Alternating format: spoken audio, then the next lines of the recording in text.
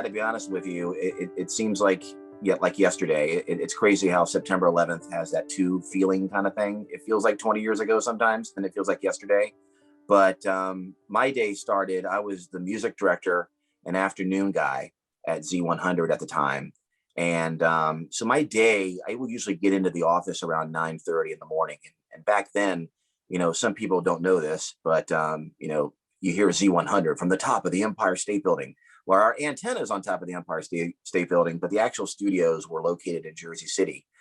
I was living in Hoboken, New Jersey, and I woke up to start my morning, and I didn't have the TV on. It was about 8:30, and I was getting in the shower, and I always had the radio on, and I had Elvis Duran on in the morning show because that was my station. I was the music director. I loved his show, and I wanted to hear the music I scheduled. So it was a typical day for me.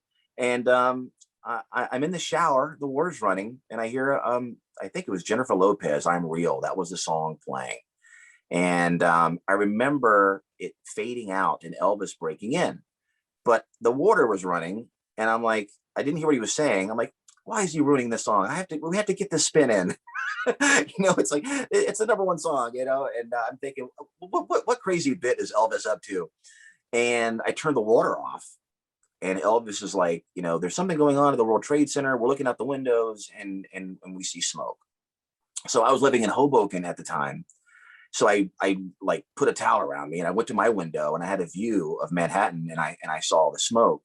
So apparently the first plane had already hit, but at that time we didn't know what was going on. So I just started getting dressed. I thought, I got to get to the radio station because whatever is happening, this is going to be a big day, and it's going to be a long day. And I got to go to the radio station. I lived about 10 minutes away because, like I said, I'm going from Hoboken to Jersey City. So as I'm getting dressed, my phone's ringing. Then my mom calls me, "Are you watching the news?" And I'm like, I turn on the news, and I'm seeing everything going on. But I think we've all told this part of the story. Like, we still didn't know what was going on. You're hearing the small plane rumors and all that stuff. But either way, I knew it was going to be something, a pretty big day. So as I'm getting in the car, I'm going from Hoboken to Jersey City. And at that point, the second plane had hit on my commute trying to get to the radio station. Before, maybe 5 minutes before I'm getting into the parking lot at our building, there's a cop outside the parking lot. It was not a parking lot, it's a parking garage inside the building at 101 Hudson Street in Jersey City. And he's just telling me, "You're not coming in. This is all the cars are leaving right now. We are the tallest building in New Jersey. And what's going on across the river, we don't know what's going to happen next. We're evacuating this building only." So I'm thinking, wow, I have to get, I'm trying to, like, I work for Z100. I got to get on the air. I mean, Elvis was on the air, but I knew I'd have to be like part of it somehow. And I couldn't get in.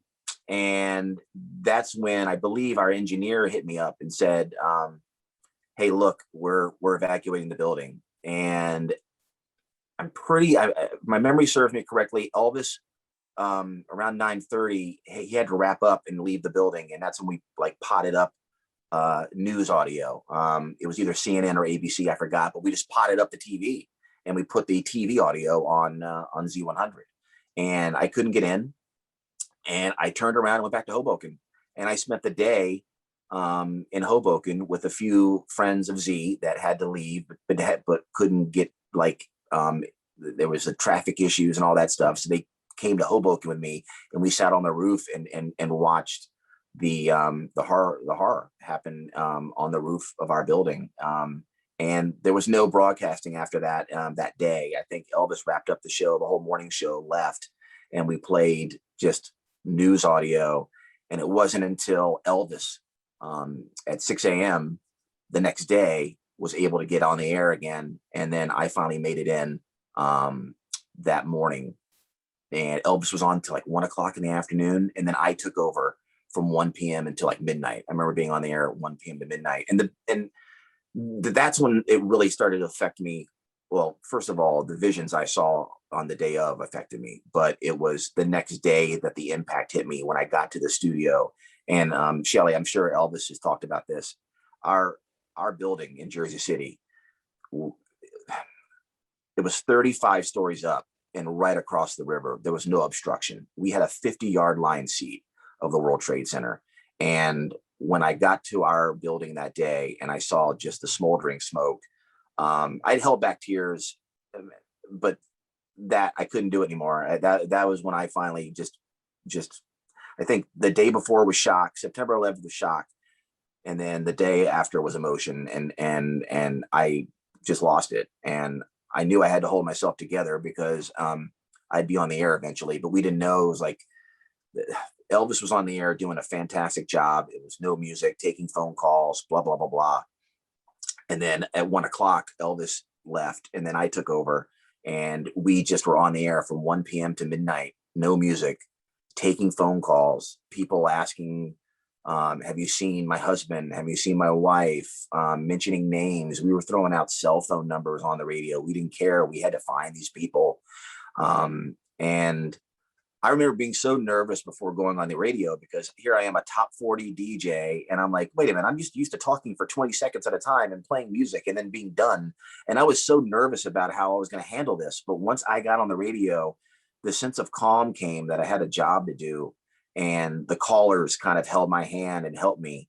And it was just hours and hours of phone calls and trying to help people out. And then Darren Pfeffer and a few other of our promotions team, they teamed up with this little NYPD boat that said, hey, do you want to help? Because they knew we were media.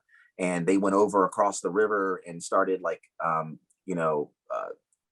observing what was going on and trying to help and find out what we needed to get on the air and what message we had to convey in order to help them. And I remember the guys from the Z100 promotions department coming back like at 10 o'clock after being out there for 4 or 5 hours, and they were all dusty and all that. And they're like, okay, listen, the dogs need these booties for their feet because they're looking for people in the rubble, and they're cutting their feet, and the police and the firefighters down there need this. And we were just relaying messages back and forth on the radio, and it was nonstop. But I remember that 1 p.m. to midnight just flew by, and it's foggy. It's still hazy in some part of the memory, but then again, some of it's just so vivid. It's just a time I'll never forget. Did this at all change your view of your job and the power of radio? Because look at the communication, look at what you served the community. Usually we serve the community by entertaining, but really serving the community, providing a service where things were needed and you could actually have a role helping because everyone felt so helpless. Yeah. And you're 100% right. It did. I mean, you knew the power of radio back then, but you didn't quite know the power of radio until you were on the air and doing these things. And, we weren't looking for pats on the back or anything. But, people did acknowledge, weeks down the line about how we helped. And, we were like therapy for some people that were just wanted to talk. And, nowadays we're kind of used to the Zoom doctors and all that. But, back in 2001, you didn't have many places to turn to, and people were calling the radio. And we've all taken live phone calls on the radio, and usually when you take a live phone call, you get a little nervous and your fingers on the dump button or something, like you're ready to hang up on them. But on that day, I think every call was live, and I didn't once get worried about what was going to be said. I was like, I just, it was free game, and yeah, the people we were helping was just, we didn't really know until days went by, but we knew something was being, we knew a message was being conveyed, and we knew a lot of people. We even got some calls that said, we threw out names, and even though a lot of times you threw out names and unfortunately they were no longer with us, there were a few people that we called their name out and they just didn't have cell service, and they were like, I was trying to call my wife Brenda, and I heard my name mentioned, and I finally got in touch with her and stuff like that. Like there were a few moments of hope like that that did happen. You mentioned the dump button. For those who don't know, that's when somebody curses live on the air. We're on delay just a few seconds, but there's Correct. enough of a delay where you can dump out that curse, because if Yep. you don't dump out the curse, we could actually be sued and have to pay out of our own pockets Correct. And for the curse. we only have like 15 seconds to make that decision because of the Right, delay. right, But yeah, it is called the dump button, and right. it comes in handy when you need it. How many days do you remember? How many days Z100 was in this mode of not playing music and just serving the community and just helping out with what was needed at ground zero and helping out, being a place where people could express their emotions?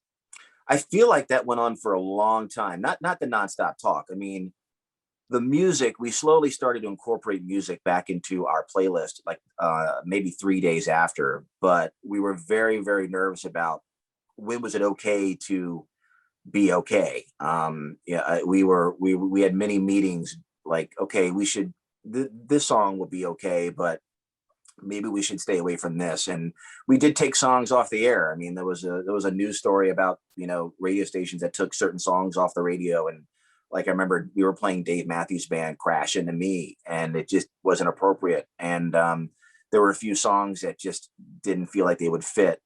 But I think, and keep in mind too, there were some songs that were out that ended up being kind of like September 11th themes, or kind of healing songs. I remember Enrique Iglesias had a song called Hero, and that became kind of a song that we put clips in, and kind of help people a little bit. There was a song by Enya, I believe it was called Only Time, that we put in rotation. And it took a while, though. I want to say it took a month before we were like back to full blown Z100 and playing upbeat party songs, because we just didn't know when it was time. And again, we had that 50-yard line seat. So that whole downtown area, I remember it was smoking for like a week. I mean, it was, a view that was changed just forever. And you couldn't forget about it. Even if you wanted to, you couldn't forget about it, because you came to Z100 and you looked out that window, and you always saw it. Actually, it was smoldering for 3 months. I Was mean, it that long? it was that long. Cubby, anything else you want to add? No, I mean, you just take it. I really haven't told this story in this detail in a long time, and it's kind of crazy what I don't remember what I had for dinner last night, but but I can remember every minute, almost every minute of that day, and the days after. And I think it's great what you're doing, Shelley.